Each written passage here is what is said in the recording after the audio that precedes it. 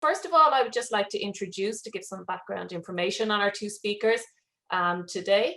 So first of all, Professor Sherry Simon is a distinguished university research professor in the French department at Concordia University. She has published widely in the area of intercultural and translation studies, most recently exploring the cultural history of linguistically divided cities, multilingual cities in situations of post-conflict, and the cities of the former Habsburg Empire. Among her recent publications are Translating Montreal, Episodes in the Life of a Divided City, Cities in Translation, Intersections of Language and Memory, and most recently, Translation Sites, a Field Guide. And if you like, that book is almost a perfect guide to this conference as well. It so comprehensively covers so many of the topics that we are discussing over these 2 days. She has edited or co-edited numerous volumes, including Translation Effects, The Shaping of Modern Canadian Culture, and she is a fellow of the Royal Society of Canada and a member of the Académie des Lettres du Québec. And Professor Loredana Polezzi is the Alphonse M. D'Amato Chair in Italian American and Italian Studies at the Department of European Languages, Literatures and Cultures at Stony Brook University in the United States. She previously held positions in Italian and in translation studies at the Universities of Warwick and at Cardiff in the United Kingdom. Her research interests combine translation studies and transnational Italian studies, and she has written extensively on Italian travel writing, colonial and post-colonial literature, translingualism and migration. Her current work focuses on memory, mobility, and translation in the transatlantic Italian cultures. She has specialist interests in Italian American studies and in translation in the visual arts. With Rita Wilson, she is co-editor of leading international journal, The Translator, and she's currently president of the International Association for Translation and Intercultural Studies, IATIS. She's been very busy over the last few years with two major research projects, Transnationalizing Modern Languages and also Transnational Modern Languages Part 2, Global Challenges. She is one of the editors of the Transnational Modern Languages book series published by Liverpool University Press. So these are your two speakers for today. And I'm going to now give the floor to Professor Sherry Simon, who's going to start us off with her thoughts on translating Neighbourhood. So thank you. Thank you so much. Thank you. Can you hear me? Good. Okay, thanks so much. Okay, thank you. Thanks so much, Andrea. Thanks, Anne, for putting this together. Thanks so much, Loredana, for agreeing to do this conversation, which I was really pleased that we ended up with this format. So this is terrific. I'm going to talk for about 10 minutes, maybe. And I was thinking, Anne, maybe you could just stop me at about 10 minutes, because just to keep it going, I think that once I get started, I could probably take up more time, but I think we really want this to be a conversation. So if you could stop me at about 10 minutes, that would be great. So I'm really excited about this topic, and sorry, we're not meeting in person. Like all of you, I was really looking forward to these days because of the innovative format and the desire to really push the boundaries of discussion in translation studies. Putting place at the center of discussion makes us think differently about translation. And that is really borne out by the presentations that I've been able to hear. I was really inspired by some of them. Unfortunately, I couldn't hear as many as I wanted, but I'll listen to more. And of course, neighborhood is a particular kind of place. Neighborhood invokes two complementary but different ideas. The spatial dimension of the neighborhood, and therefore the necessity of situating translation activity on a micro city map, pinpointing the area of the neighborhood as a distinct geographical entity. But also, of course, the relational idea of the neighbor. What is my neighbor to me? How does physical proximity become communicational immediacy? And how does the biblical injunction, which I was thinking came up as we were just thinking about this, thou shalt love thy neighbor as thyself. How does that play out in the many neighborhoods across the globe.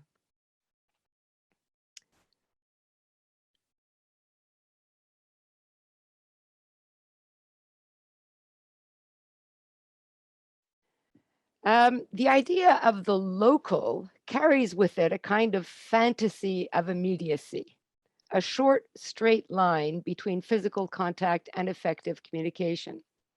But of course, in a world of diasporic difference, of virtual connections, of racialized difference, that line gets loopy very fast.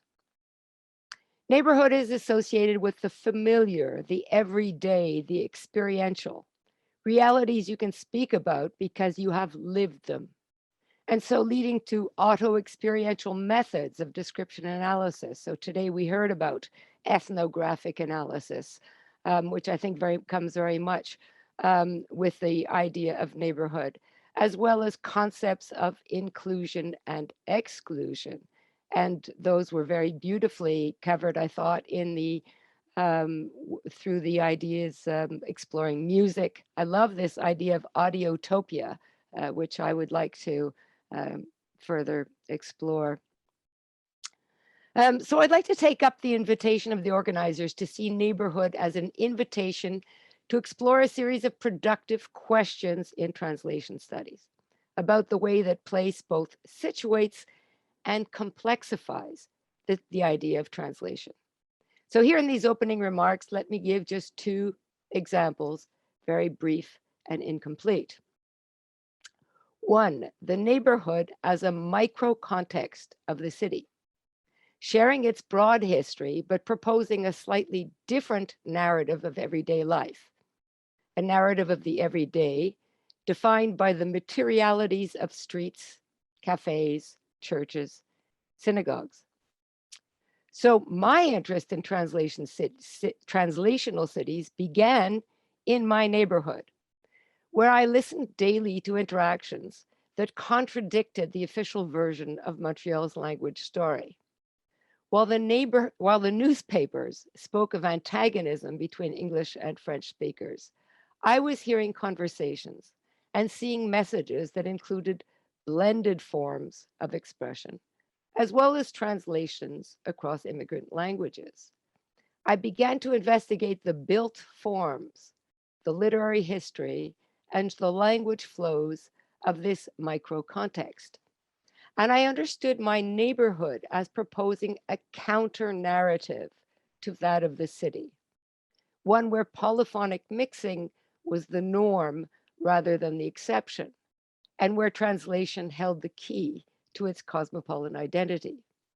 Now, I recognize this as a somewhat idealized view of neighborhood, especially as this particular neighborhood has become gentrified and has changed enormously in the last 20 years. The neighborhood of which I'm speaking is, by the way, now listed as, one of the, I think, the first or second most hip neighborhood in North America. This was the cosmopolitan immigrant neighborhood I was speaking about 20 years ago. So things change very fast. So, but I also realized that this idea of the counter narrative was perhaps an idealized version of neighborhood. And so I think we have to also guard against that as we really examine critically ideas of inclusion and exclusion, as Andrea so well indicated in his comments. But neighborhood drew me to listening and also to seeing, recognizing built forms as expressive of language histories. And I was able to extend these perceptions in my most recent work, the book that Anne kindly mentioned, Translation Sites, which I call a field guide, where I explore such places as the museum, the bridge, the hotel, the market, the garden, the street, or the checkpoint. Each of these places being sites whose stories can be told as a conversation across languages. Each of these places also calls into being different forms of translation. So within the neighborhood, we're looking at, as we saw in the last session as well, we're looking at different forms of translation.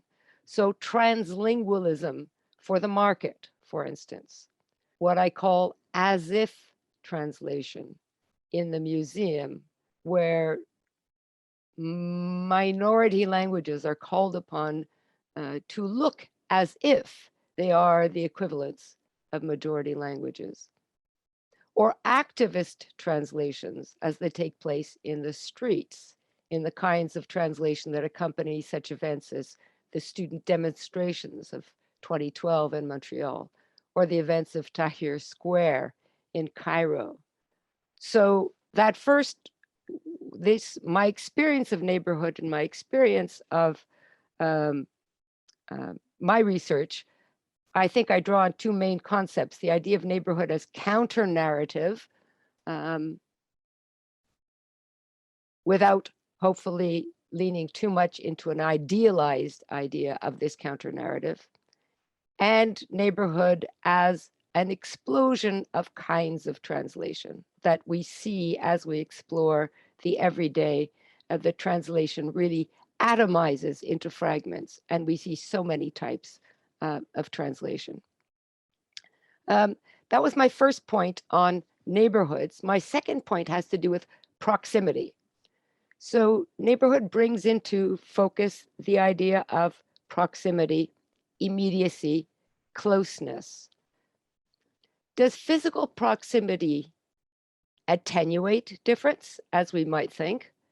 Or in some cases, does it rather inflate difference? Does familiarity with the same physical environment and the sharing of cultural references mean that translation will be facilitated? So I've always been fascinated by languages that look similar from the outside and yet open onto separate universes, like Spanish and Catalan. So for an outsider first arriving in Barcelona, what's the difference between those two languages except a few X's? Well, soon you discover that that similarity of that surface similarity opens into completely separate and very long histories of difference. In the book on translation sites, I look at this question through the figure of the bridge that both joins and separates. Again, a figure of proximity, of bringing together differences into a similar space. So the Mostar Bridge in Bosnia is a symbol of a conflict which saw the small differences between Bosnian creation and Serb inflated so that what was once treated as one language is now three. On the other hand, the TV series called The Bridge, which you may have been familiar with and which has now has several different versions, which was a co-production in Sweden and Denmark, uses both languages on the screen as if they were one, annihilating for the outside reader, especially viewer, the differences between those languages. So the bridge in this very superficial idea, or this similarity, this coincidence about the use of the bridge, shows us on the one hand small differences exploding into large ones, or on the other hand small differences being neutralized. It goes without saying that the need to create difference and to translate is created on the one hand by violence, the other, the attenuation of difference in the second example, has to do with the imperatives of communication for entertainment purposes. So what I want to bring into focus here is the tenuousness of the relationship between proximity, the neighboring languages, neighbors, actual neighbors, and whether difference in the situation of proximity exacerbates difference or attenuates it. And I think that it's in the neighborhood that one can explore profitably such questions. So I think I'll stop with those two examples and hand it over now to you, Loredana, and continue. Right. Thank you so much, Sherry. And again, it is a pleasure. It would have been even more of a pleasure to have been there, of course, but it is a pleasure to do this. And I want to thank Anne and Andrea and everybody else for making this possible, and everyone for being here. It's a particular pleasure for me to be able to have this conversation with Sherry, and also an honor. I have learned so much from her work, and also keep teaching it all the time, keep reading it with my students. Now, I want to start quickly from a couple of premises that were in the notes that that were circulated, I think, to all the participants in this event, and then I want to move on from there to something, in a sense, much more practical. And let me see if I can share the screen, not because I have a proper PowerPoint presentation, but because I want to show you some pictures. You'll see our faces afterwards as we go into the conversation as such. Right, back. Is this visible now? Yes. Not? Yes, perfect. So the quick premises, the first one, and these are things that are already emerging very, very clearly from so many of the presentations, and also points of contact, of course, with what Sherry just said. The first premise for me is the fact that most of us, many of us, all of us, inhabit multiple neighborhoods at the same time or successively in our lives. And translation in and translation between those neighborhoods plays a part in our performances of ourselves, of who we are and how we relate to others. Neighborhoods are places where we negotiate, as Sherry was saying, both cohesion, similarity, proximity, and diversity. And they are spaces in the sense in which Desserteau famously said that space is a practice place. So again, as we've been all saying, it's just not just a spatial issue. What we're talking about is also a relational questions that come together in that space. And there's a tension between the different performativities of monolingualism and assimilation as the, let's say, the vernacular of the neighborhood, or on the other hand, the idea of translation and multilingualism, or whichever other word you want to use, plurilingualism, polylingualism, as the languages of the neighborhood. So there are competing visions of the neighborhood and competing visions of socialization that are at stake here. The second premise is that translation and the neighborhood, when you put them together, those two concepts side by side, they remind us that languages are never foreign, that languages, plural, are always already here. And many of the presentations so far have made that very clear. And finally, third premise, translating neighborhood itself, translating as we were talking about this and thinking about today, I was saying, you know, I tried to envision what that word neighborhood means to me. And if I say it in English, if I say it in Italian, if I say it in the other languages that I speak, I see different things. So translating that word itself complicates things. And so, for instance, in Italian, I can go for quartiere or perhaps even for piazza. We were talking about Piazza Vittorio earlier on.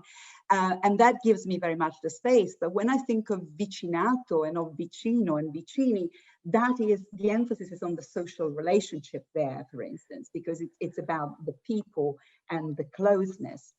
So having said that, I want to take you through a very quick tour of my own neighborhoods. And that's how I tried to figure it myself. I started envisioning it.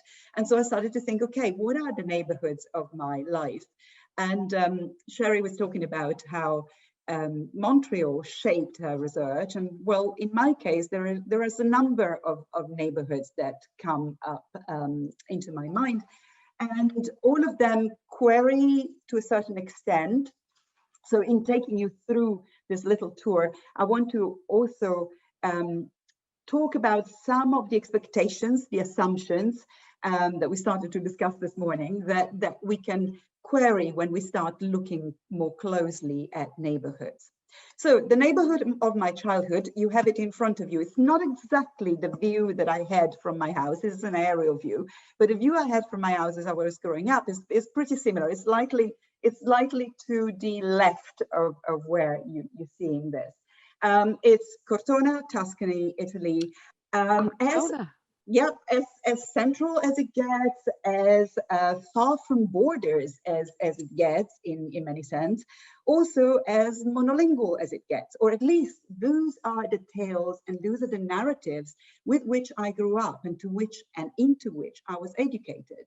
In reality, Cortona was for centuries on a very important border, the border between the lay and the Catholic or the papal states of Italy. It was between the Grand Duchy of Tuscany and the state of the Church, for instance. It's on a border between different kinds of dialects, and my own local language is a crossing between the two. But I was told that there was no border. It was the center, the geographical center of Italy, as close as you can get to it as possible. And also I was indeed told that my language was not a dialect in a place such as Italy, where the word dialect is intrinsic in the history of linguistic geography and politics. And that actually my language was the standard Italian, was the best possible Italian. Of course, that was totally untrue. As I said, Cortona was actually on a border for lots and lots of time. It was also for a while, a Ghibelline town surrounded by Guelph ones. There are lots of things that you could say about how it is indeed not far away from borders. But most of all, it is not true that there was no dialect there. I should also say that illusion of the absence of dialect was reinforced by the fact that I grew up in a lower middle class family. So even that the question of class allowed me to say that I was a bearer of the standard language rather than a particular variant. Now, this is not true. And I'll tell you a story of one of the ways in which it became clearly not true. Again, examples, I think anecdotes sometimes are very indicative of these bigger issues. A few years ago, at a conference where actually Sherry and I were also due to meet but didn't, I was in Vancouver and found myself at one point talking with a small gaggle, a small group, a handful of other women presenters. And one of them at one point said, "Oh, are we all Tuscan here?" And then we started talking about whereabout in Tuscany we were from. Someone was from Elba, someone was from Livorno, etc. And then one colleague who lives in New Zealand looked at me and said, "Where are you from?" And I said, "Cortona." And she said, and at that point, we were already talking Italian, but her tone, her accent completely changed. And she went, "No, Edendo." And that moment was a moment of recognition where we switched, both she and I, two academics in Vancouver, one of us living at the time in the UK, the other one living in New Zealand, switched to the language of the neighborhood, the absolute inflection of that particular area. A rural area, by the way. So in this sense, it is not true that there was no neighborhood there. Certainly there was a sense of vicinato of who my neighbors were. And my neighbors, by the way, even before I started moving, had already moved. So the other thing that was not true was that that was a monolingual environment. It wasn't monolingual because of that diastratic diversity, but it was also because, as in Ramondino's beautiful tale about travel, where she says in one of her stories that sometimes the travel between sort of a trip of 100 meters can be bigger than a trip around the world. Well, there, 100 meters could take me down the road to the next house, which was actually inhabited by a retired English couple, Mr. and Mrs. Drake. That was the first English I heard in my life. And up the road a few hundred meters, where there was a family, and my best friends were the children of that family who had just come from Germany. This was Chianti Shire, or near Chianti Shire after all. So that's also the reality of it, that the foreign came to us, if I can call it foreign. Now, let me move to something about this. What was my experience then of this? Was it an experience of translation and of self-translation as we were moving between these different layers, these different strata of language and of experience? Or was it an experience of multilingualism? For me, starting from that experience, and now years and years later, having arrived at the same conclusion through theoretical routes, I keep thinking of these ideas and these concepts, but also these practices as a continuum.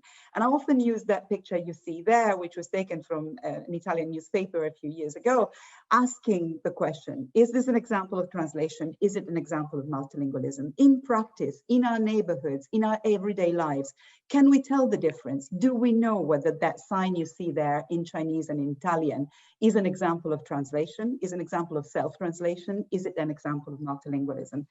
So, as I said, for me, from the beginning, this comes through as something that is part of my experience. But I've got a quotation here from a forthcoming paper by Rita Wilson, and the quotation is taken from Gabriella Curovilla's Milano fin qui tutto bene. So the same Milan that previous image was taken from. And here it's a character in Curovilla's book who is speaking, and he's speaking with English, Italian, kind of patois that has Caribbean inflections, and Milanese and Neapolitan inflections. And I'm not sure whether I dare to read it because I've tried various times and it's very, very difficult. But a promise is a comfort to a fool, una promessa è una comodità per uno sciocco. And when un dopo cacao, a noi non siamo stupidi, lo sappiamo che nessuno ci aiuta. So that is the kind of mixture of language that you encounter today in Italian cities. But as I was saying to you, I could also move just 200 or 300 meters up and down that hill and hear those different languages mixing together. Now, my neighborhood for the last 5 years has been this, Cardiff, or CAERDYDD, as you prefer, if you prefer in Welsh. And of course, this is a bilingual city, also a city of bilingual, bilingual education. But at the same time, it is also a city with so many unexpected other languages. In an officially bilingual country, in effect, we're living in a multilingual city. The middle image you see there, it's the one of the main street just down the road from me where I go shopping. And that street displays Chinese, Arabic, Indonesian, Welsh, Italian, and a number of French and a number of other languages. And that is, of course, not an exception. But the interesting thing about Cardiff, of course, is that its official narrative is the narrative of 2 languages. And that narrative, on the one hand, enhances the role of translation, but on the other hand, sometimes occludes the role of those other unexpected languages in its locations. So for me, what is relevant here is to think about translation, and this is something I've learned very much from Sherry's work, thinking about translation and translations practice as the fabric of our everyday life, that quotidian that we were talking about in some of the presentations earlier, but also to think of translation not as a form of substitution and erasure, but at the way in which translation exists in our daily life, in our environments, as a form of co-presence and also of trace. Memory, for instance, of previous generations, memory of migration, intergenerational memory. Now, the third neighborhood that I want to talk about is not my neighborhood. I can't claim it as mine in any way, but it's a neighborhood that, or a series of neighborhoods that has changed my way of thinking about neighborhood and of thinking about language and translation dramatically. So for the past 4 or 5 years, I've had the pleasure of working with colleagues in Namibia at the University of Namibia in WINDHOEK. And there, again, the complexity of the linguistic landscape is so intriguing. You've got the census, the latest census from 2011 there, which shows you the main languages, by far not all of them, that are spoken in Namibia. There's a prevalence, of course, of Oshiwambo, but then within that there are a number of variants, by the way. But there's a distribution across the whole country of so many different languages.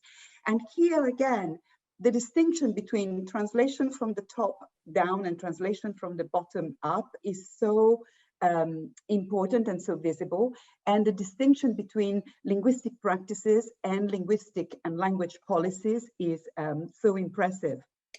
In Namibia, you have 13 official languages, national languages, and one official language, which is English, which was not the language of any minority, by the way, when this policy was started in 1990, at the end of apartheid, the end of the South African occupation, which had imposed apartheid. Before that, there had been German occupation. Now, in Windhoek, in the capital, in the center of the capital, you find Fidel Castro Street pointing towards the Christuskirche on the one hand, and whatever else in other directions.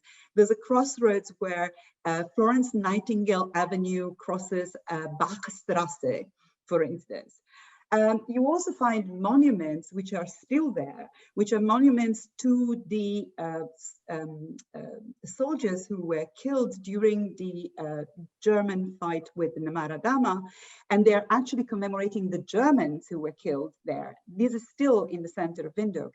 But I want to tell you very quickly the story of what happened while I was there. I was there looking at this monument with a group of scholars, of colleagues, some from UNAM, some from a German university. We were looking at this, and a local man came over and started talking to us in English. Then he realized that some of the people there were German, so he switched to German, and instead of telling us the story of this monument, started telling us the story of himself. He was one of the people who locally are known as Österlies, one of the children who were taken in, unofficially fostered by German families in East Germany during the period of the fight against apartheid. And so for him, German is not the language of the ex-colonial past of Namibia, but is the language of his childhood and of the kindness of strangers, if you want.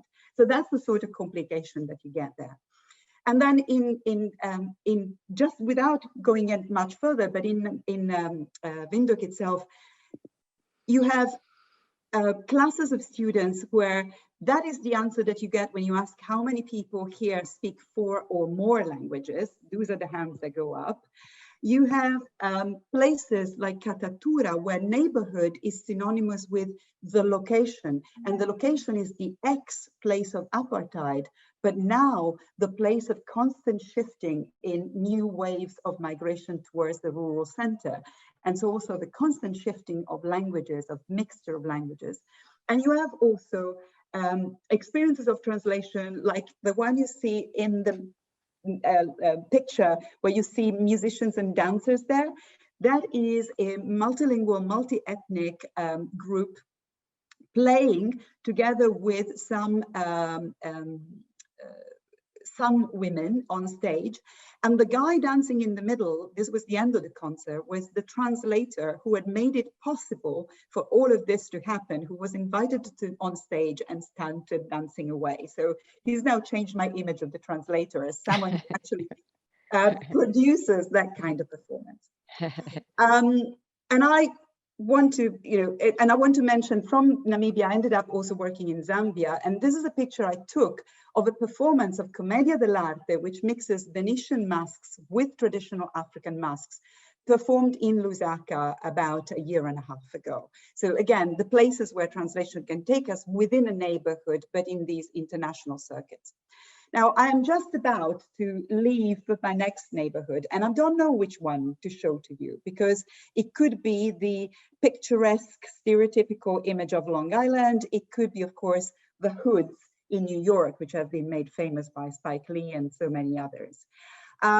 Today, it's also a place of contested spaces. I owe this image to Serena Bassi, a friend and colleague who's currently at Yale, who sent it to me a few months ago during the summer, during the Black Lives Matter demonstrations.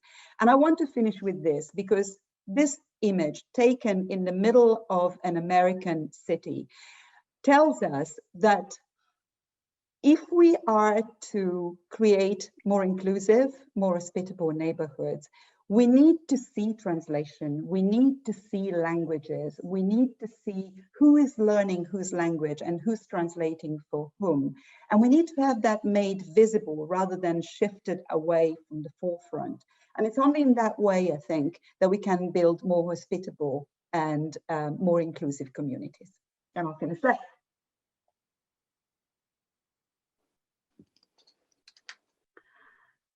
And I don't know how we pick up from there. I'm happy to continue. There's so much to say. If we could pass back to Sherry now, and we'll see if you want to respond to that and develop. Absolutely. Maybe I think the screen is still shared. Stop sharing. There we go. Okay, yep. Terrific. Oh, so thank you, Loredana. It's always such a pleasure to listen to you.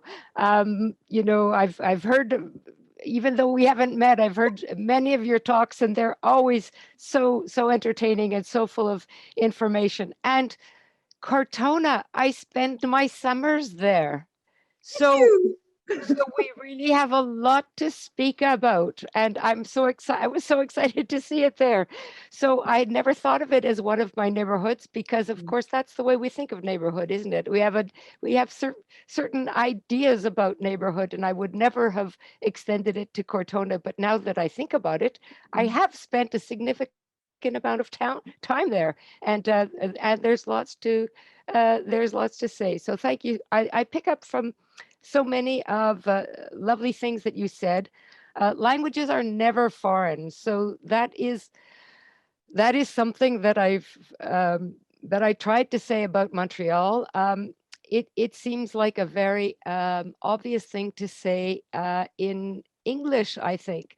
I reacted very much against the ideas of foreign languages that were so prevalent in French for such a long time, langue étrangère. And I think there are certain terms, littérature étrangère, langue étrangère, and which were transferred to Quebec in a certain way, and which just seemed so false.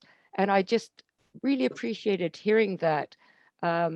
That's, you know, I'm going to take that phrase and use it all the time, because languages are never foreign, especially when we find them on the same terrain, the terrain of the neighborhood. And I like the idea of co-presence as well. And just to take the idea that you started with, that languages, how we think of languages differently by using different words. So another thing that I've learned about Italy was not only quartieri, but words like rioni and sestieri. Rioni, I hear from what I listened to Elena Ferrante, and they seem to talk about rioni in Naples. That's the term she seems to use for her neighborhood in Naples, and sestieri, and then contrade, which I hear in other parts of Tuscany, which are such interesting concepts that refer to the historical ways that cities have been divided up, and how when you talk about contrade or sestiere, you're also talking about forms of competition, because they have these, some people might think as wonderful festivals, or very gentrified or commodified festivals that have come out of that today. But how the contrade, for instance, are zones that are in competition, but this competition is only enabled because there is a sense of a general cooperation that enables the competition to take place. But the sort of organizational forms of neighborhoods take on a very different cast when you think of neighborhood or district or borough or ghetto or slum. Or quartier or voisinage or banlieue. So banlieue is certainly a kind of neighborhood whose affect and sensibility has become very different. It's come to mean something very different. And of course, it's always very comical in Quebec when you see that banlieue in Quebec means a suburb in the same way as you have a suburb in the United States, as opposed to banlieue in France, which has taken on such a different connotation. and sometimes English speakers will mix them up and they won't realize that they're talking about completely different realities when they use those words. So certain kinds of neighborhoods become, totally marginalized. But the other thing about neighborhoods is that also the kind of speech that they allow or generate. An image that I could have shown had I been able to locate it quickly is a poster that I once saw in Barcelona in the neighborhood of Raval, where there was a poster which conjugated in Catalan the word Raval, to Raval, ravelejar, to Raval.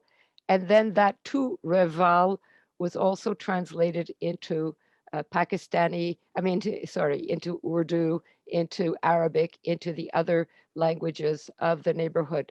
And I thought that was so telling that you could take the name of the neighborhood, of course, the Raval in Barcelona, as anyone, is very, very well known as having been a kind of an outlaw neighborhood, a neighborhood that was always kind of in between, with the sensibility of that in between. And I think those are the kinds of neighborhoods we generally tend to be attracted to, those neighborhoods that have somehow developed a kind of personality, including a linguistic personality, that is in some way in opposition to the neighborhoods around it, in the same way that I mentioned the Mile End, which, in its origin really spoke a different language from the neighborhoods around it. And another neighborhood that one could mention would be, although very, very different and a much more a sadder kind of in-between zone, is a place like the Dead Zone of Nicosia, which we were mentioning the other day, which is again an in-between zone. And the Cypriot poet Mehmet Yashin has come up with the term stepmother tongue as a way of speaking about a kind of counter Cypriot language, one that refuses to adhere to the norms of purity of Greek or Turkish, but it kind of takes the position of really entering that impurity of Cypriot language, which mixes the two, and he calls that the stepmother tongue. And I find that a very suggestive term to talk about the kinds of languages that can develop in these in-between zones, which are the neighborhoods that we so enjoy. I have two other points I could bring up now, or would you like to answer? And then I don't know. I can react to some of yours, and then we can continue and go back, because again, it's just so incredibly stimulating being able to have this as a conversation. I was thinking about, you were talking earlier about that injunction, that biblical injunction of love thy neighbor, and there are so many biblical injunctions that we think of, and of course, translation is very often represented. You were talking about the bridge, but translation is also so often represented in the Western imaginary and in the Christian tradition as a fall from grace, of course. And to me, all that we've been talking about is about trying to move away from that idea of translation as at best a necessary evil, something that couldn't we just wish it away. Instead, there is that sense, and I often think, I was rereading recently Umberto Eco's book on the search for a universal language, and he goes through the whole mythology from biblical and even pre-biblical all the way to today. And today, a form of it is like the idea again that artificial intelligence can get us rid of translation, can make it disappear. And it's the same as the Babel fish, the Hitchhiker's Guide to the Galaxy's Babel fish in our ear. Couldn't we just make it go away? To me, it's the opposite. It's the joy of attuning your ear to those differences, and not all differences welcome. There isn't a sense, again, I'm not trying to be completely idealistic. I'm mindful of what you were saying earlier about the risk of painting too idealistic a picture. I'm also mindful of what Luke said in answering my question this morning, that, you know, that gap between the empirical and the ideal, sometimes, or the theoretical, or the ethical, or the activist, I don't know what to call it. But at the same time, I'm also very, very conscious of the fact that we need to imagine, you know, Antonio Gramsci said this pretty much, that you need to be able to imagine. It's impossible to actually build a different future if you can't imagine it first.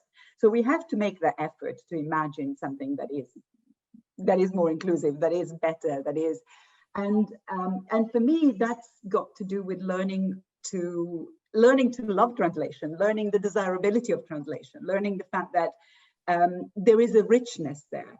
And again, you know, for me, there was, I really think there was that moment, having grown up as this fiction, having been educated into this idea of me being completely monolingual, when I encountered what was presented to me as a foreign language, and interestingly, it was French, the foreign language at that point, per antonomasia in Italy, though it was becoming English more and more, but I encountered French in that formal setting of education first. When I encountered that, there was this shift, this moment when I got a sense that the world could be seen in different ways. And for me, that was a moment of opening. It wasn't a moment of fear.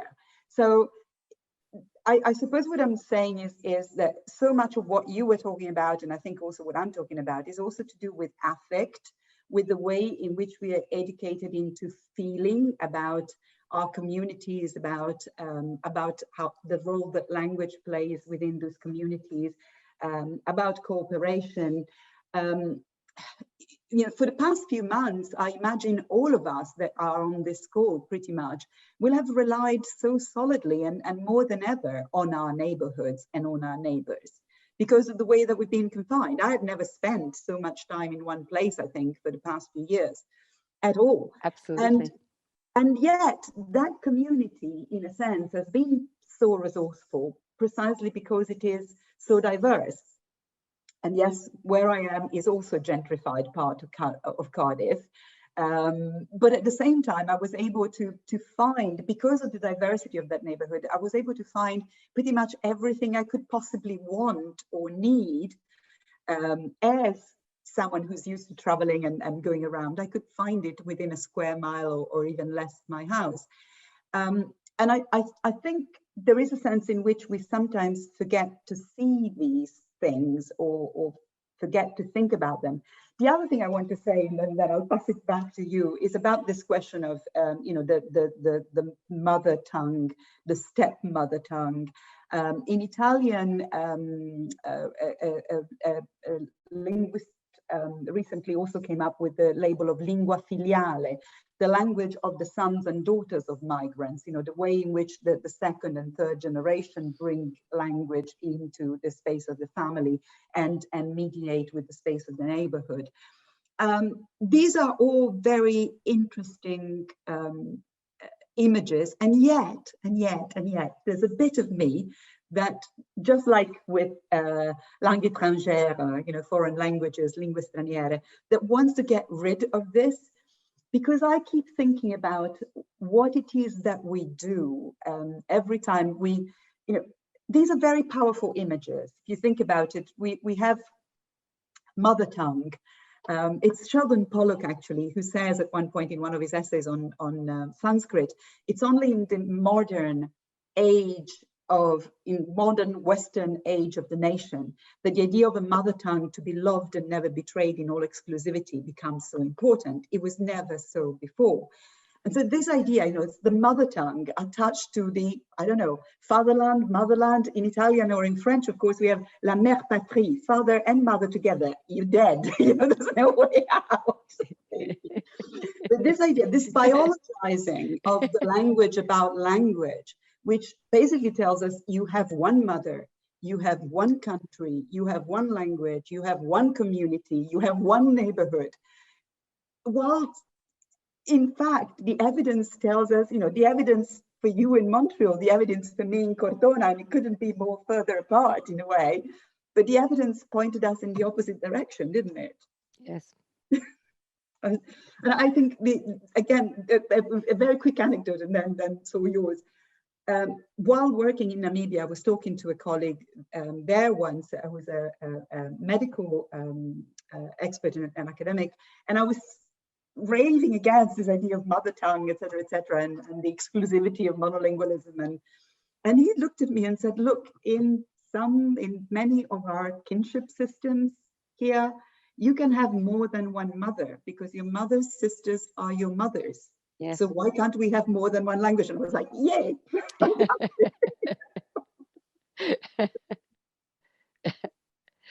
Yeah, well, thank you.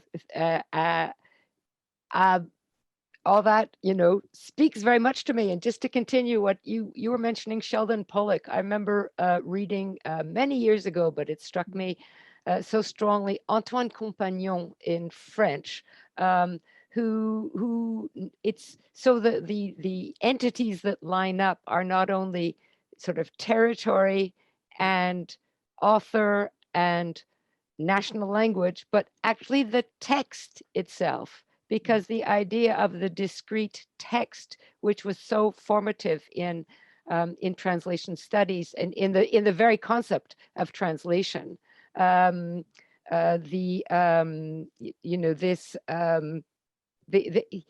described it as fences. Well, of course, these fences around everything, actually, fences around the language, fences around.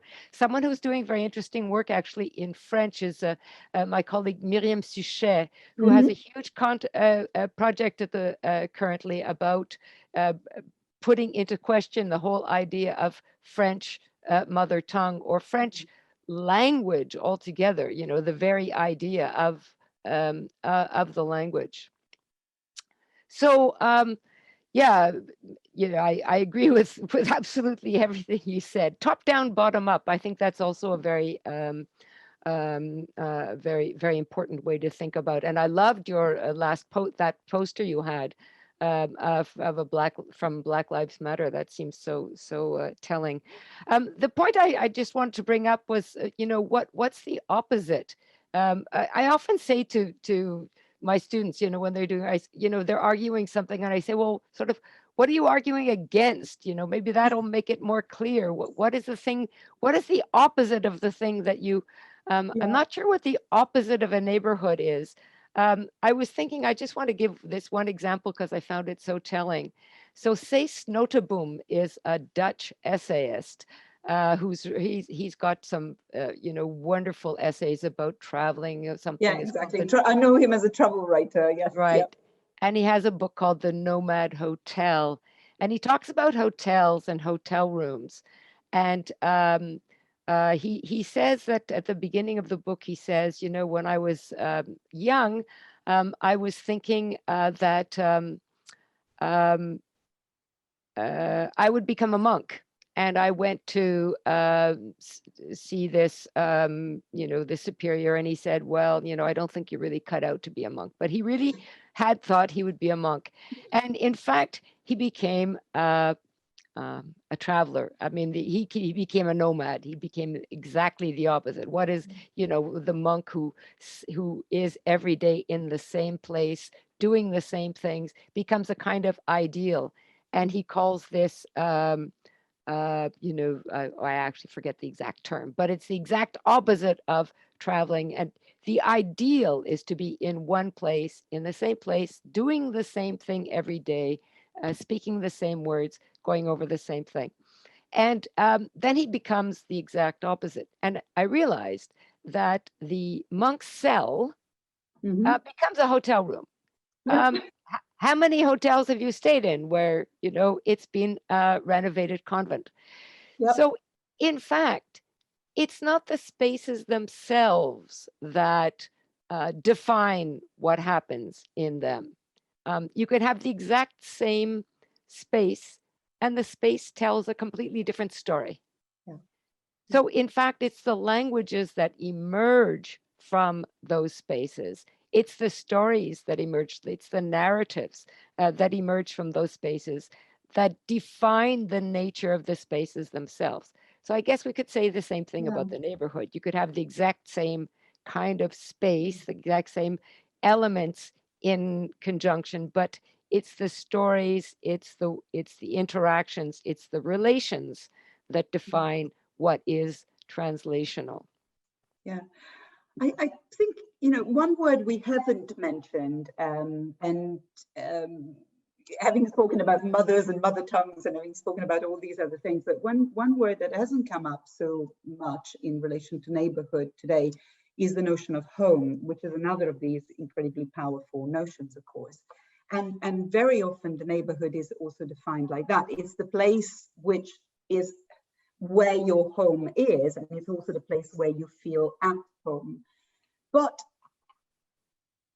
there's a clear connection with what you're saying about, say, Notabum, and about that paradoxical nature of travel and stasis. I've had this conversation a number of times with friends, especially with friends who have moved home and moved countries and moved languages a number of times. Like, for instance, Shirin Ramzan Fazel, who's a Somali Italian writer who has lived in Kenya as well, has lived now in the UK for a number of years, and is currently in Tunisia and so on. And we were talking about the fact that, and there may also be a gendered element here, I don't know, but that one of the things you become good at is making home. So rather than thinking of home as a point of origin, as an unmovable point of origin, and as a place of unshakable belonging, in the same way in which, you know, as I was saying, you know, Pollock talks about the mother tongue as this idea that you know, the one that you can never abandon, never betray, and so on. Instead, you learn the skills that allow you to reproduce that feeling, to reproduce that sense of being at home somewhere else. And at risk of being really anecdotal, this is a question that so many of my friends have put to me over the past few months, because they said, God, you know, this must be such a shock to you, being in the same place, you're always traveling, being in the same place for months and months. How are you dealing with this? And I was saying, it's strange, but actually it's not been a problem at all, because the only way that I was able to do all that traveling was by learning to be wherever you are as close to 100% as you can be. So you're not constantly waiting to be somewhere else. You're here for a day, you're here for 3 days, but you're here. So I think there is, in that sense, there is something that is akin to a kind of affective form of translation almost. You make these things work for you in those different spaces and with those different languages, but you don't always hark back to that, you know, source text or that fixed point of origin or anything like that. That is interesting, and the relationship between, you know, movement and immobility, which we have been experiencing over the last while, is really remarkable, and most people seem to be handling it very well, which is in itself remarkable. I'm thinking, you know, the person I wanted to bring up is a person we seem to have in common that I've looked because in your CV, and that is Claudio Magris. Yeah. Who is one of these, you know, just now you're talking about place and movement. So he's got to be someone who has been so successful. So he writes about Trieste as his home, the place that he's, you know, so attached to. And yet he's also someone who puts everything in movement. The Danube is home that's in movement all the time. So maybe this is a false opposition, right? This is what's becoming so clear, is that maybe moving around is really just a very accessory thing. It's not, you know, there's something that cuts across Because if you look at place, the places we come from, they become so clearly fragmented. One of Claudio Magris's, for me, one of his most wonderful books is called Microcosms. Microcosm, yeah, I was thinking of that, yeah. So where he takes, and each of these spaces, which is in Trieste and not in Trieste, it's part of the city, but not in the city, sort of in the immediate environments, has a completely different history, speaks different languages, is inspired by different writers. And yet this is, one sensibility in a certain way. Yeah. Well, sorry. Sorry, carry on, Han. Sorry. No, if you want to reply, and then I might, because we're coming up to about the hour mark. Only to say that the other person who springs to mind at that point is someone else. Who unfortunately it died far too young and is no longer there. But I remember years and years ago, André Lefebvre saying to me, it's all in how you connect the micro with the macro, which could be a description of that book by Claudio Magris, but it's also a description, I think, of the way in which, as human beings, we try to inhabit our spaces precisely. Too micro and it becomes insular, it becomes exclusive as well. It's no longer hospitable, and too fluid, and it becomes very difficult for us to gain a sense of place and a sense of belonging and a sense of connectedness. So it's that negotiation. I always think if I had a penny for every time that I've repeated that phrase by André Lefebvre, I'd be very rich. That's all I wanted to say, Anne. Okay, perfect. So I think there's a huge amount of food for thought there, but I'm just going to go straight into a question that we have for both of you from Luc van Doorze. He says that I associated some of your examples, such as borders between city districts or quarters effects, with something Irmak and I briefly touched upon during our talk this morning. The difference between human and non-human translation actors, in this case, neighbors. Do you see possibilities for productively applying this originally Latourian distinction in his actor network theory to your materials and this line of translation research? Other non-human actors that come to mind that could potentially have an important impact on translation habitus, museums in their example from this morning, but we also heard about pubs, housing, etc. So if either of you would like to pick up that question, I'll leave the floor open to both of you. Go ahead, Loredana, if you have something to say. I'm not exactly sure what he means by non-human. Well, I don't think so. I don't think we're talking about. So initially, when I heard non-human, I thought, are we talking about machine translation? But no. Now, with the example of museums, I think I understand. Okay. And I think yes, that to me makes a lot of sense. I think. Okay. I think there are lots of actors in that sense. If we think about the network theory. There are lots of actors that have a role in translation, and I think one of the really interesting areas in translation studies over the past few years, largely because of a number of approaches that have something to do with sociology of translation, is precisely about all the different agencies, the different agents, the different ways in which we can detach translation from that very linear, very simplistic, very binary image where you have a source text, you have a translator somewhere in between, possibly in his cave like Saint Jerome, and then you have the translation coming out at the other end. So I think effectively, and this is where empirical research, sociology of translation kind of research has helped so much, because effectively it is hardly ever the case that translation is done in that way, and certainly that it is, even if it is produced, that it is then circulated and also used, that the fruition of translation is done in that way.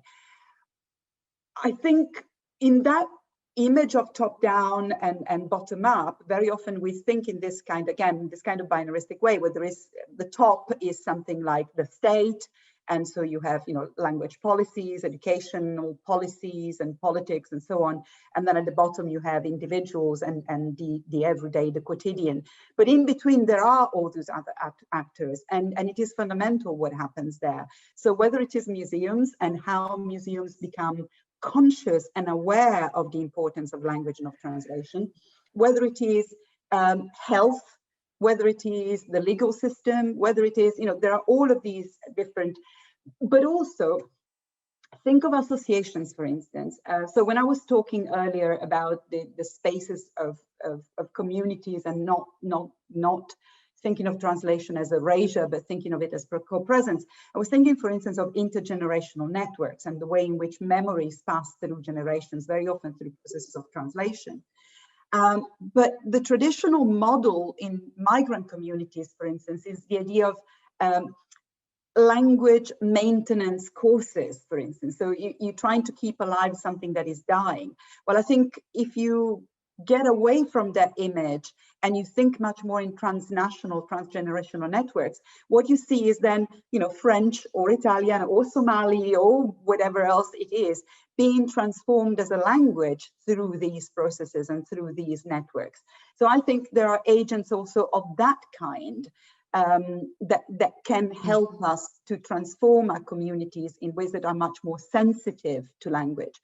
For me, one of the things I've been writing about and thinking about a lot recently is this idea of language indifference. And so the way in which we sort of very often we see performances of monolingualism, even where there isn't effectively monolingualism. And so the awareness, if any of these actors become aware and visibly and consciously make language and translation part of what they do, that in itself, I think, is a big step forward for me. Did that make some sense, Sherry? Yes, yes, absolutely. And I'm just going to add something that from quite a different perspective, which is when I was looking at some of what I was thinking about as translation in Eastern European cities, which have seen regime changes, which are also language changes. And I was looking at certain aspects of the built heritage buildings as examples of translated cities themselves as translated when these regime changes occur, and then actually buildings like an opera house in Prague, for instance. And I was asking myself, so if I were to say who translated, I would have to say something like history with a capital H. So, who translated the Prague Opera House from German into Czech? Well, it wasn't an individual, it wasn't an institution. You have to say it's history with a capital H. So if we're looking for different, I think that as you're saying, Loredana, we have, what's been so exciting about translation studies in the last decade or so is the fact that we're looking for different subjects. We're looking for different ways of describing how translate from the smallest to the biggest. So when I say history with capital H, I'm looking way up high, but of course there are, for this thing to be enacted, there are going to be individuals who are going to who have to actually do the work.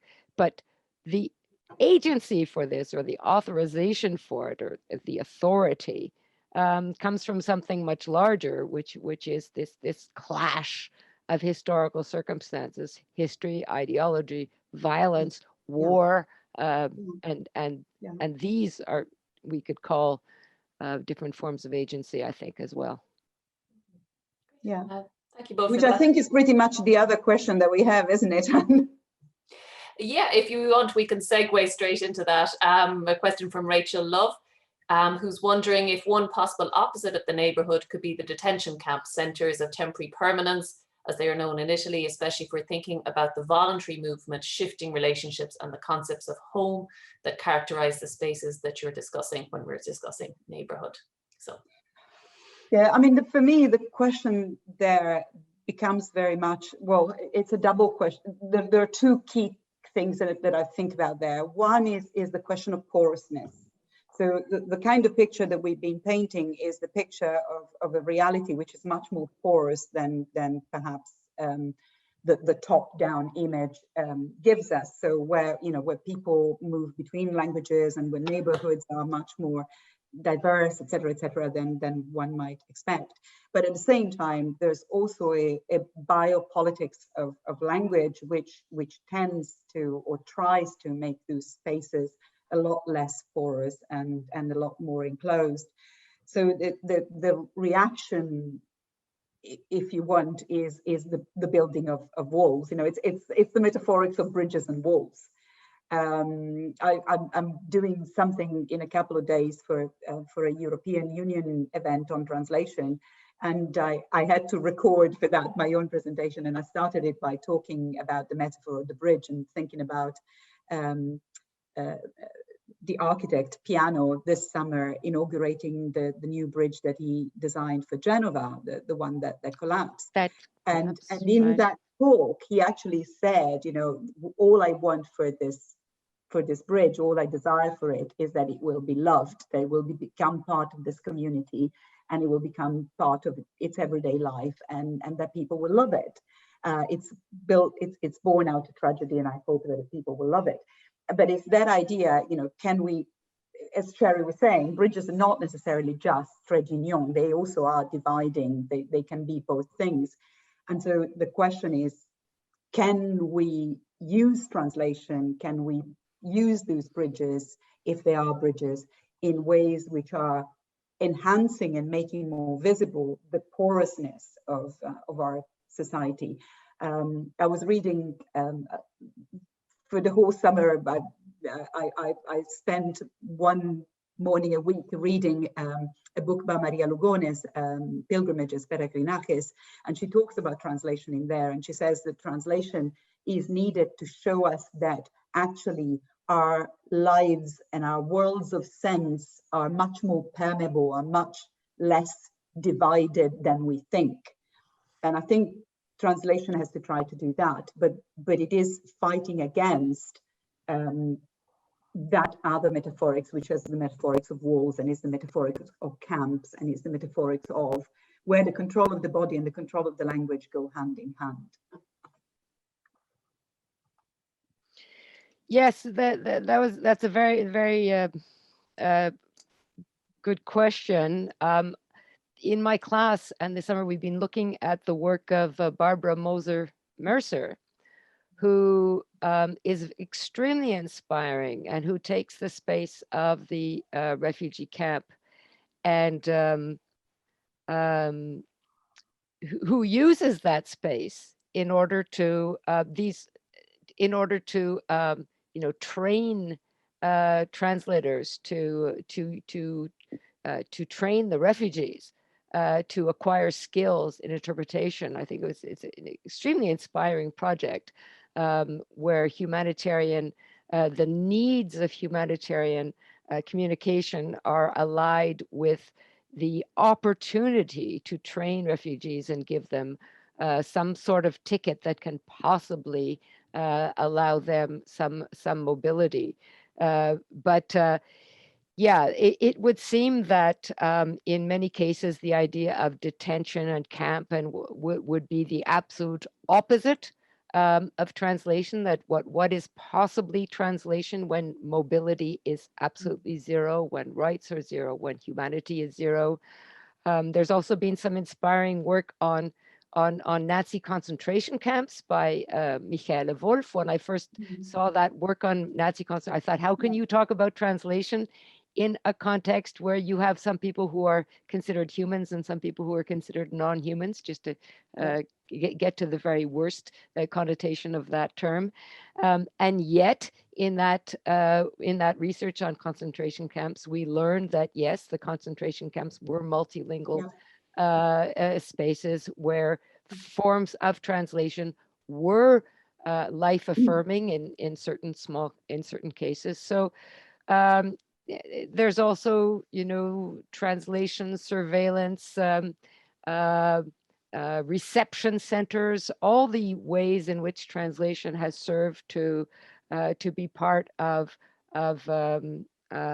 places that are places to select, to allow immigrants to enter or to refuse immigrants, where translation has been closely related with surveillance. I guess that's the term that comes that automatically accompanies the idea of detention centers.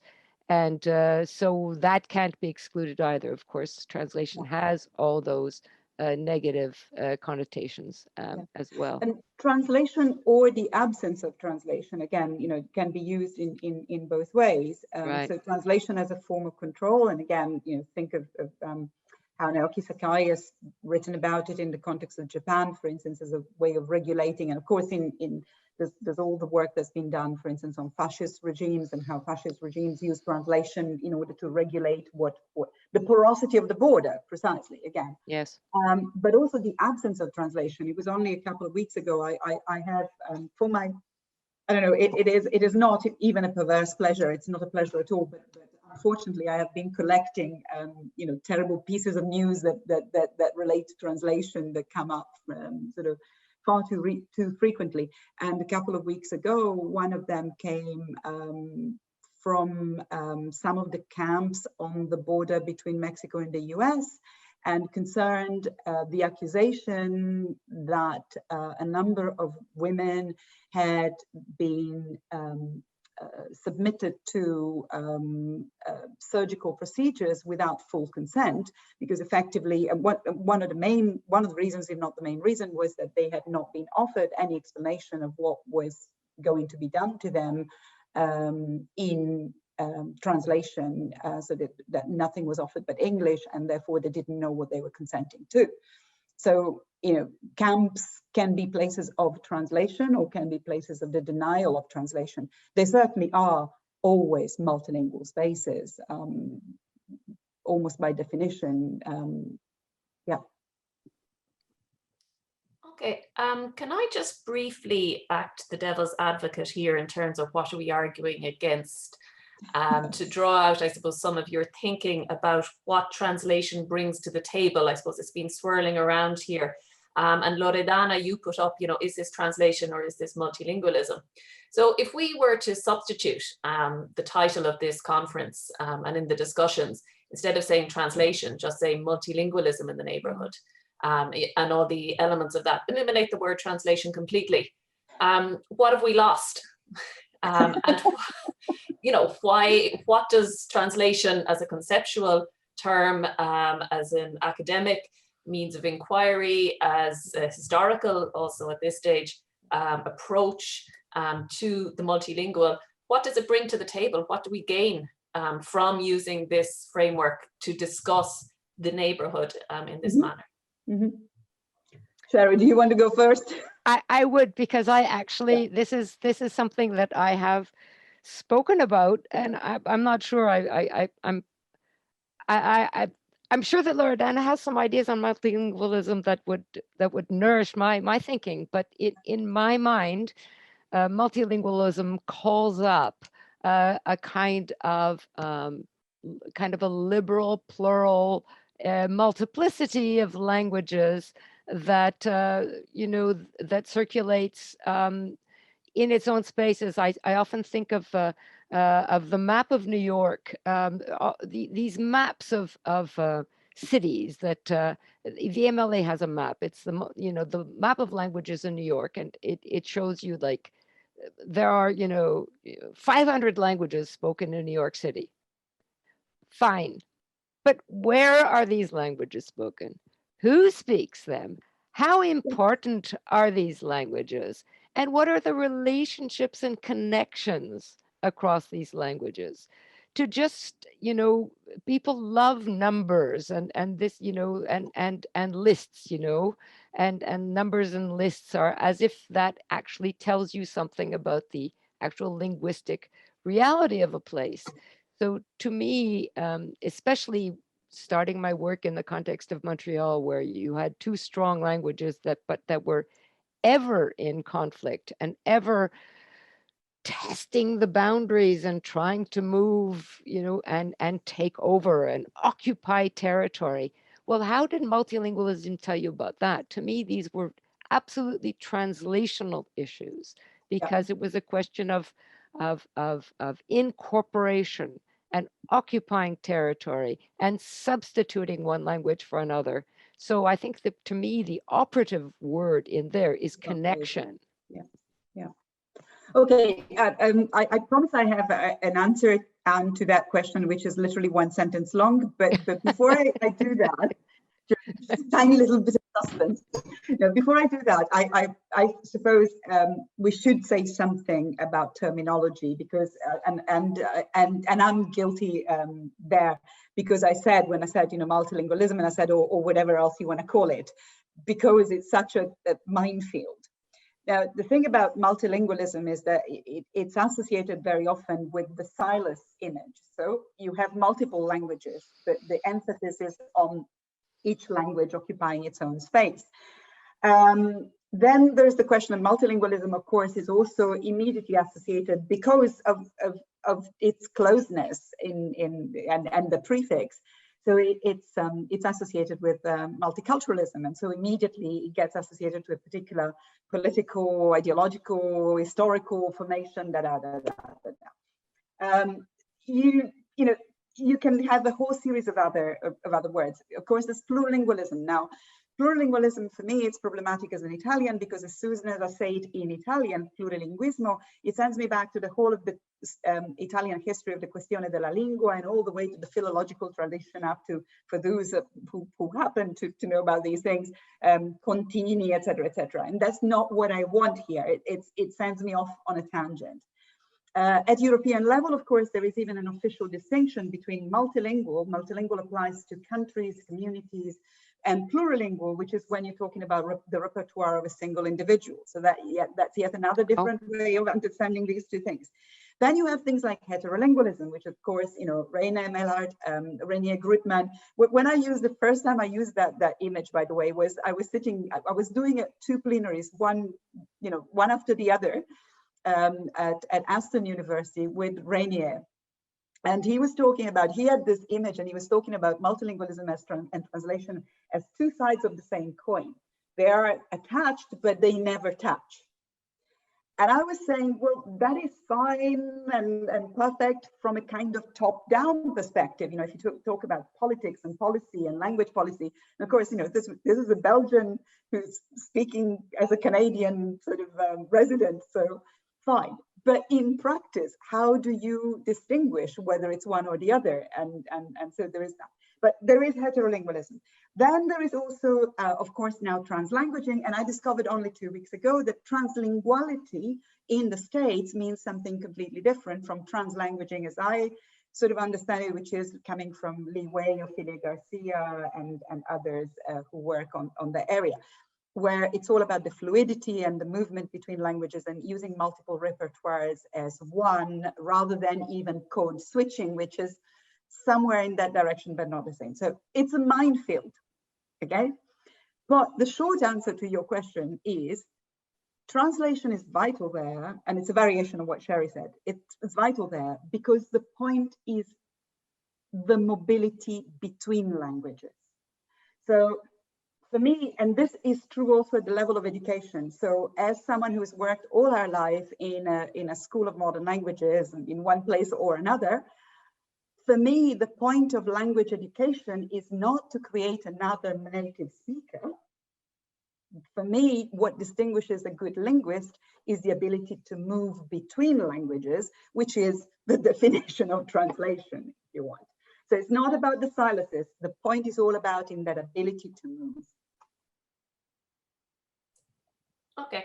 I just have a quick question, I suppose, again, a more provocative one, which is, and Sherry, I'm taking this as well from your book, Translation Sites, that you do divide it into crossroads. The sections, there's crossroads, there's thresholds, and the whole notion of where does the border or the lines of demarcation, where do they exist? Because they do exist, and we might talk about fluidity, and we might talk about, you know, the multi and the multiplicity.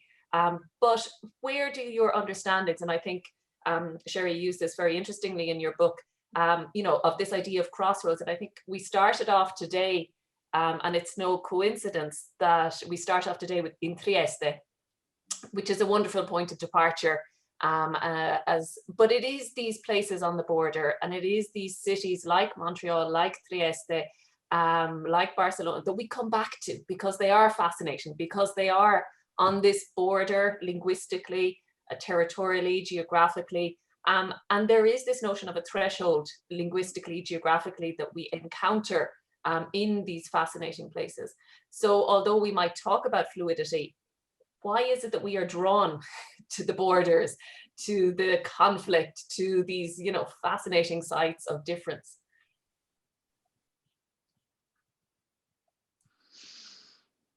Thank you for that question. Why are we? I guess there's two questions there. Why are we drawn to them, and where is the border? I think the border is always moving, and I think it comes back to Loredana's. There are no foreign languages, so in these sites we have languages that are familiar one to the other and yet different. So always treading this fine line between the amount of difference and the amount of sameness, the amount of territory we share and the amount of territories we want to separate, and the constantly moving questions of power. We see what's happening in, you know, Barcelona, and the conflict in Catalonia, and the fact that these conflicts will never, these borders, they won't stay, they won't stay, they're not comfortable. They're always, there's a malaise, there's a discomfort. And I think the attraction, I remember, you know, talking about the literature of Trieste as a literature of linguistic discomfort. Italo Svevo was accused throughout his life of being someone who didn't know how to write Italian properly, of being uncomfortable in the language. And yet it's out of this discomfort, what we could call a productive discomfort, that he sort of reinvented the Italian novel, and that we had this novelty come out of this situation. These borders are, we can only call them productive borders. Someone who's written very, very interestingly is Sandro Mezzadra, who doesn't talk about border, but who talks about bordering. Yes. Maybe that's the point that I could just end on here, is how interesting these notions are, and how they are constantly moving and changing, and not to think of borders as places or neighborhoods as, you know, the ones that are defined for us on the map. City planners, there's a wonderful Egyptian city planner that I quote in my book, who says that the words that we use to describe neighborhoods shouldn't be the ones that are given to us, but the ones that we invent to talk about our neighborhoods, and the ones that we want to have, so that the language of city planning is a kind of as if language, an aspirational language, the one we want. And bordering leads to that, sort of what are the borders we want, and how can we try to shape the realities of the neighborhoods we live in. Again, agreed. And I think, you know, borders are always invented. That, you know, historically speaking, they are always invented at some point. They're always made, they're always created. That doesn't make them any less real. It doesn't make them any less powerful. But it makes them not part of nature, not eternal, not indelible, not obvious. And that, again, that is both reassuring and not. You know, it also means there's this wonderful, amazing Toni Morrison poem where she talks about, you know, the house and the key and the fact that this is not my house, I had a different, so why when I put the key in the lock, the key turns, you know? So it's my house, but somehow it's been unhomed from me. So I think that's something else that we need to remember, that even where you feel perfectly at home, or if you want, it's also the famous German poem, which I can't recite in German, about, you know, they came from the Jews and I said nothing, and they came from the communists and I said nothing, etc., etc. And when they came for me, there was nobody to speak for me.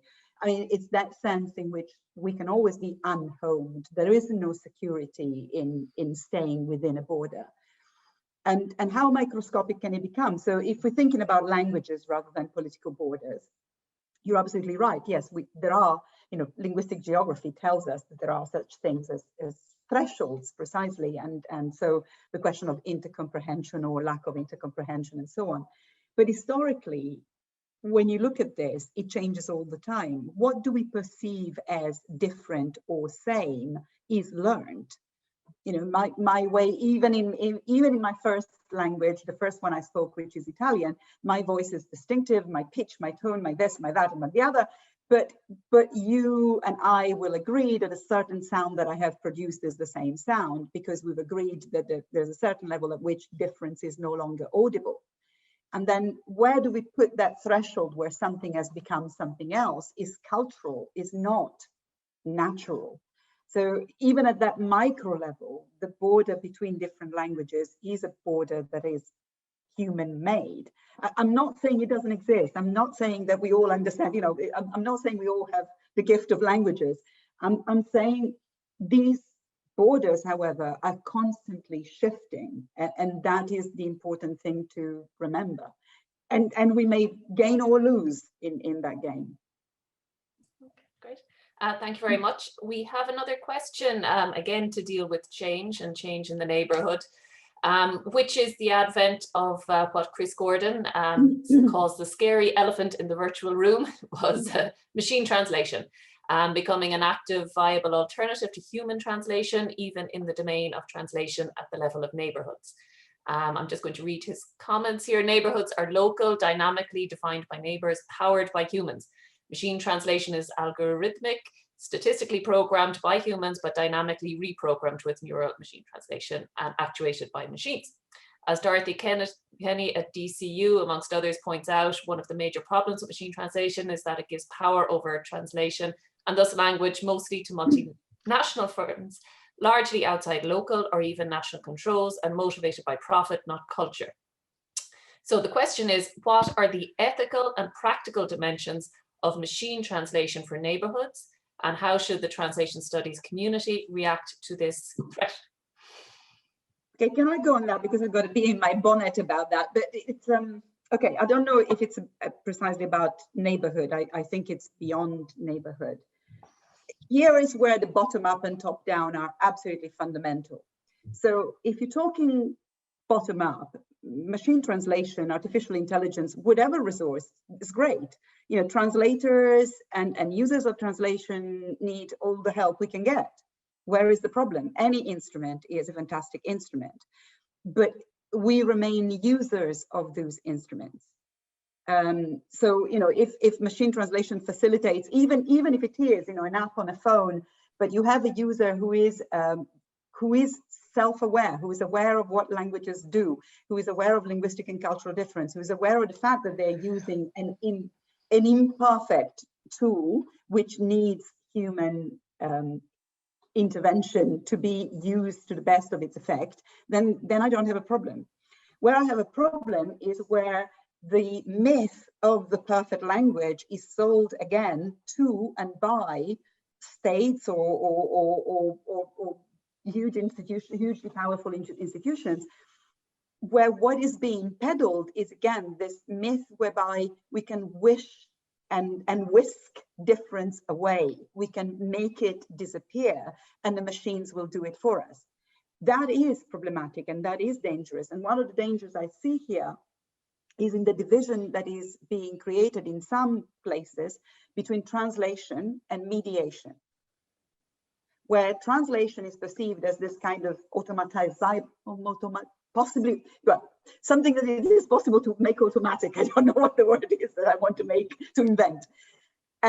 And then mediation is something separate from it, which acts at cultural level, as if you could decouple language and culture in that way.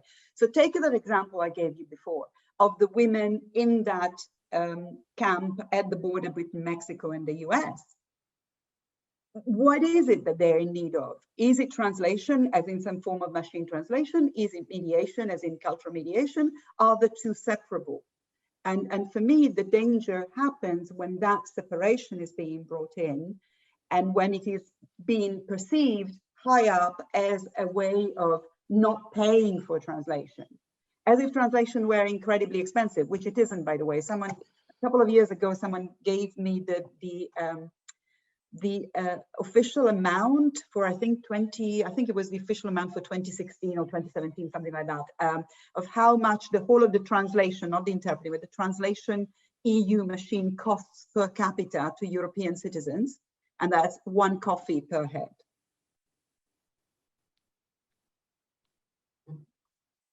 That's good to know. Well, it was at the time. I don't know, it can't have changed that much. Of course, a coffee, for us, a coffee in London especially is expensive. No, it was something that's like not EU anymore anyway. It was something like €1.50 per head. Yeah. Something like that. Yeah, I have a two-pronged answer to the question. So Michael Cronin has this wonderful article in a volume that I edited where he talks about the changing spaces of translation, and where he uses the notion of presencing. And he suggests that he talks about how, of course, as we know, immigration is no longer a one-way, especially in well, all over the world. Migration is often now very much a two-way street, where you don't leave your homeland definitively, and where where there's so many possibilities of continuing to communicate in your language with your home country, and how that's perhaps changing the way we think about neighborhoods, and in particular about ethnic neighborhoods. So while we think of ethnic neighborhoods as being very concentrated and having certain kinds of scripts on the Urdu or Hindi writing in Indian neighborhoods, or where neighborhoods are marked by certain kinds of physical markers, and the fact that people used to group themselves in these neighborhoods because the importance of proximity, that perhaps the idea that now that there's so many more possibilities of communicating with your or with your own language through digital means is changing that configuration. Now, that's just a hypothesis. I'm not sure if it's true, and if the nature of neighborhoods will be actually changed by the fact of these possibilities of digital communication.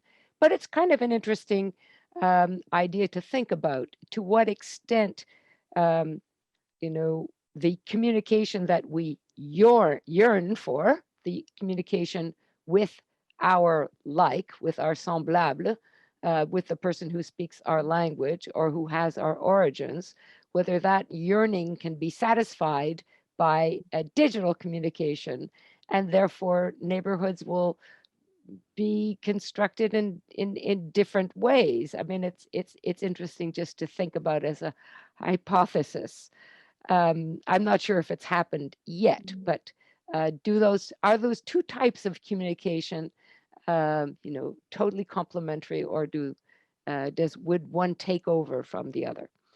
The other one has to do, the other question that the other reflection I have has to do with algorithms, and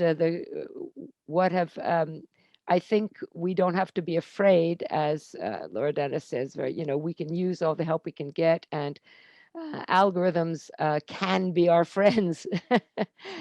Algorithms can, of course, be our enemies too, as we know with targeted advertising and all kinds of terrible things. And also the reproduction of gender of all kinds of biases, including Yes. gender bias, Yeah. within digital communication. So I've had some students actually who've been interested in this topic, and it's really, really interesting. So how do you try to influence machine translation and artificial intelligence by stopping up the reproduction of the same? Of course, that has to do, as we know, with huge monopolizers of data and how data gets created and how patterns of data get defined. So how to break those patterns, and is it possible to do that? If it's not possible, then yes, we are very much the slaves of the algorithms that are imposed upon us. But those are questions to think about. Yeah, I think it's important to remember that machines don't take away the fallibility or the human element, or indeed the bias, and that is true. I remember discussing this again a year or so ago with Louise Monflotto. She was saying that she had also some students, or it's someone doing some projects with her on precisely that question of the inbuilt bias and how it's reproduced. But also, of course, that power relationships don't go away. So if you look at what is available in terms of machine translation in all of its formats, for the main languages, which tend to be the European languages and a few others that are commercially viable, you'll find one reality. And if you look at anything that is minoritized as a language, you'll find another reality. So that doesn't go away either. And we have to be very conscious and very aware of that. Great. On that slightly somber note, I'm conscious. We started off in an area of positivity, but I'm conscious that you've been speaking almost for 2 hours now, so I think it's possibly time maybe to start to draw things to a close, unless either of you have anything else you would like to, you felt that we didn't cover. You know, but we have covered a lot over the last hour and 45 minutes now, I think, at this stage. So, so I'd just like to start by thanking you for the wonderful. Now, I'm not sure how to do this, but I will virtually clap if we were in a room. And I'm sure other people are clapping as well around their various locations to thank you. And I think you opened up so many thoughts. I have notes written down here everywhere. And that will really inform the rest of our thinking as we continue our discussions tomorrow. So just on that note, I would like to, Loredana, you mentioned it so many times, our first panel tomorrow is called Translation from the Ground Up, and that starts at 9:30. So people can use the same link to click on to access that. We will all be back here tomorrow. Translation, Migration and Empowerment is our second panel that starts at 11 o'clock. Again, you are very welcome. I might just actually give a shout out to Andrea Chiribuco here, my co-organizer, who has written actually on the use of, just to return to Chris's question, on the use of mobile phones and automatic translation tools in mobile phones among migrant communities in Italy. You know, so very interesting in terms of how these, rather than seeing them as tools of big corporations, they're actually tools of empowerment. The machine translation that can be carried around in your pocket and empower you. So these are just elements that are going to come up again tomorrow. Then we will have a break. We have a discussion on tangible translation, which I think goes back to our very first question, which Luke raised at the very start here, about the relationship between material, materiality and the human, rather than calling it non-human, but the tangible translation that we bring, going again to the mobile phones, but lots of other examples of that. So this is something that we are going to be exploring in that session. It's a call for papers that we currently have live. We will be discussing it with people if they want to join us, and we will discuss more our thinking around this idea of tangible translation and how it relates to migration and the interface between translation and materiality. Then this year, I mentioned at the start, is Galway is the European City of Culture. It's probably the worst year possible they could have chosen. Unfortunately, had this honor bestowed on it. It was years in the planning, years in the making. It still exists. We're still attempting to continue a program, albeit very, very transformed. And one of the reasons we wanted to hold this conference in Galway in 2020 is because Galway is a bilingual city. It also is the most we heard about Toronto earlier today, and Galway is the most multilingual city in Ireland, statistically. And so we have two artists and we have people in the community who are representing this reality, immersing this reality, communicating this reality of both bilingualism and multilingualism. So the two artist workshops, we're very excited that thankfully they've been able to transform them into an online version and have been very helpful in order to do this. So we would invite you to have something completely different tomorrow afternoon. That's at 3 o'clock with Feli Speaks, and then at 4:30 Brew Theatre. Now, just to warn you, you don't need to know Irish to attend the Brew Theatre workshop. The whole experience, anybody who has ever lived in a city of bilingualism, I think can relate to what they are doing and how they are working with two languages and communicating across different languages. So very interesting artistic representations. They are part of a big project called Ashtru, which means translation in Irish, which was part of the Galway 2020 project. So I'd encourage you all to come along tomorrow. So bright and early in your morning, your afternoon, or your evening, wherever it falls in your timeline. We look forward to meeting you then. So finally, I would just like to end by thanking Sherry Simon and Loredana Polezzi for your provocative, your rich, and your incredibly helpful and informative comments and discussion today, and for adapting to this new format online. So thank you very much to both of you. It was a pleasure, real pleasure. Thank you. Same, I really thank you so much for doing this, and looking forward to tangible contact. Well, and you and I will have to understand what you were doing in Cortona. Yes, I'm going to email you. Have a good evening. And see you tomorrow. Okay, if Bye-bye. I just may, thank you to Sharon, Loredana, and thanks to everybody who attended, just joining in thanks coming from Anne. Thank you. The discussion was incredibly inspiring and so full of ideas. So thank you, and see everybody tomorrow. Okay. Yep.